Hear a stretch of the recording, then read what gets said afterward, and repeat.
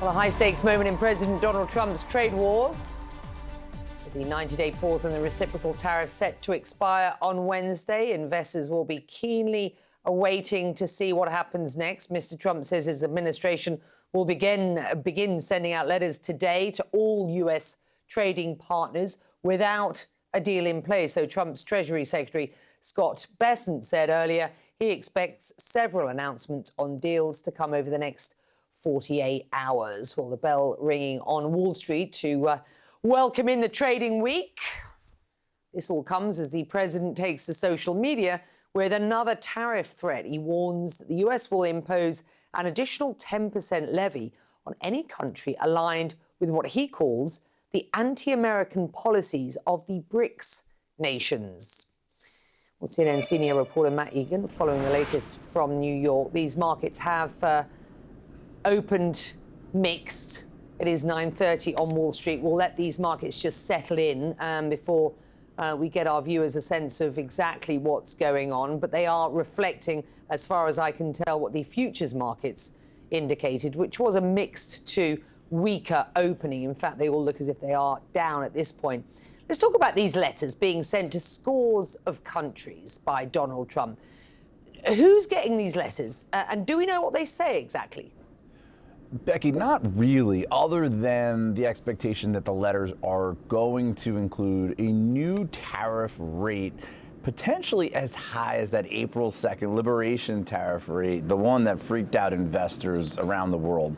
Look, this is just the latest chapter in what has already been a very chaotic trade war, right? That has confused CEOs and small business owners and, of course, investors across the world. Obviously, U.S. stock markets opening slightly lower, not a dramatic drop here. But look, this is shaping up to be a significant week in the trade war. A number of key events here, starting today, as the president says that beginning at noon Eastern time in New York, tariff letters are going to start going out, although it doesn't sound like all of them necessarily go out today.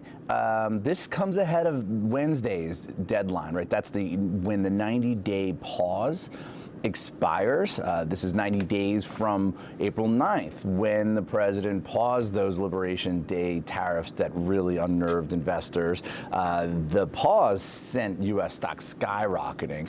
What's notable, though, is that over the weekend, U.S. officials, they announced that the new tariffs, the ones that are going to be announced in these letters, they're not going to take effect immediately. The expectation is that they would take effect August 1st. So that really sets another deadline in what is already a manufactured crisis of sorts, right? Because now, even though there's going to be new letters going out, it's not like the rates take effect, which of course allows for even more time for negotiation and possibly even more delays. Now, some investors and some analysts who are watching this are frustrated by just how haphazard everything has been. Greg Valliere is a policy strategist. He wrote a note over the weekend that said, back to confusion. It's not clear when tariffs will take effect as President Trump and cabinet officials seemingly return to the head-spinning ad hoc policies that upset markets in the spring. And he noted cabinet officials, in his view, were incomprehensible this weekend. And so, Becky, now we wait and we watch to see what these letters say, how high rates tariffs are going to ultimately go, and whether or not this new date of August 1st allows for some time and some negotiation to come up with new trade agreements. Becky? Kicking the can down what has been already a pretty chaotic road. Yet another threat from Mr. Trump. This time he's calling for more tariffs on nations who are, as he describes them, aligning themselves with the anti-American policies of the BRICS group, which includes, amongst others, Brazil, Russia, India, China and South Africa, with some new recruits, including the UAE. Do we have any specifics on that at this point? Not really. Look, this revives a threat that the president had made a few months ago, where he went after the BRICS nations over what he views as a threat to the U.S. dollar, although a lot of analysts don't really see that threat there and don't see the dollar's dominance really threatened. But in this Truth Social post, last night, the president said that any country aligning themselves with the anti-American policies of BRICS will be charged an additional 10% tariff. There will be no exceptions to this policy. So it's a little bit of a different threat, because in the past, I think he had really threatened nations that are part of BRICS. Now he's saying any country that's aligned with BRICS. So that could open up the universe of countries that would get this additional 10% tariff. But I mean, this is significant because let's say the U.S. reaches a deal with India and says, okay, India is going to have a 15% tariff rate based on those reciprocal tariffs. Well, that 15% rate, according to this Truth Social post that says there's no exceptions, that 15% rate would actually go up to 25%, which is much, much higher, of course. So there's a lot here to unpack, and as always, we have to see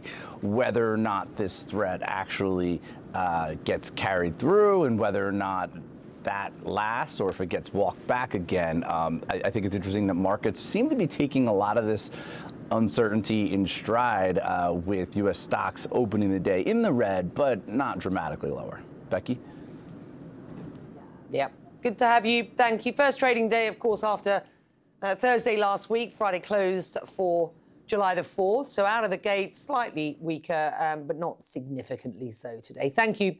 Russian President Vladimir Putin addressed the summit of world leaders at the BRICS conference in Brazil on Sunday. He did so by video link because of an ICC arrest warrant alleging war crimes in connection to Russia's war with Ukraine. The BRICS collection of countries is now wrapping up an annual meeting in Rio de Janeiro. Putin told them that fundamental changes are happening in the world because liberal globalization, he said, has, quote, exhausted itself, and saying it's important to increase trade in national currencies. CNN's Claire Sebastian joining me now from London. And you've been monitoring what's been going on at this annual summit. Look, I mean, you and I have known each other long enough to have been around pretty much when this term was first coined. And it was a sort of loose grouping of emerging economies at the time.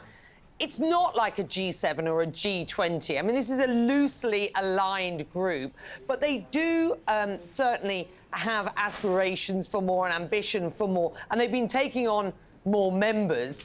What have been the big takeaways from what is this annual summit this year in Brazil? Yeah, Becky, this is the second time that we've seen the BRICS meet for an annual summit with this new expanded format. It essentially doubled in size last year to include those new members, and part of that was to try to present itself with greater global influence, greater global heft, to be a counterpoint, essentially, both economically and, I think, ideologically as well, to the United States. I think there are more challenges this year than there were last year. Of course, the trade war that you and Matt were discussing, the difficult balancing act that creates for some of the members of sort of providing this counterweight to the US, while at the same time trying to negotiate favorable trade terms. India, for example, definitely treading that fine line. And then we have the tensions in the Middle East that mean that some of the national leaders that were expected in Rio are not there. Iran's president, Egypt's president, to name a few. And of course, we see President Putin having to appear via video link for entirely different reasons because of that ICC arrest warrant. But I think, look, despite those challenges, this is still an alliance that is clearly trying to increase its influence in the world. And if you look at the communique,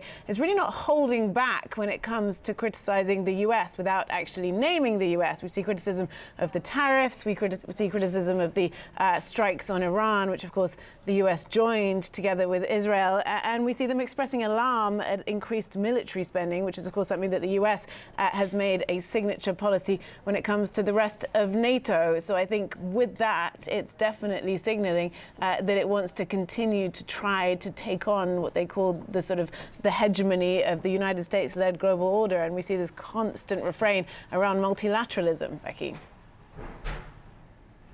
Yeah, it's fascinating, isn't it? Iran, one of the new members, of course, alongside Egypt, Ethiopia, Indonesia, and the UAE. Good to have you. Thank you.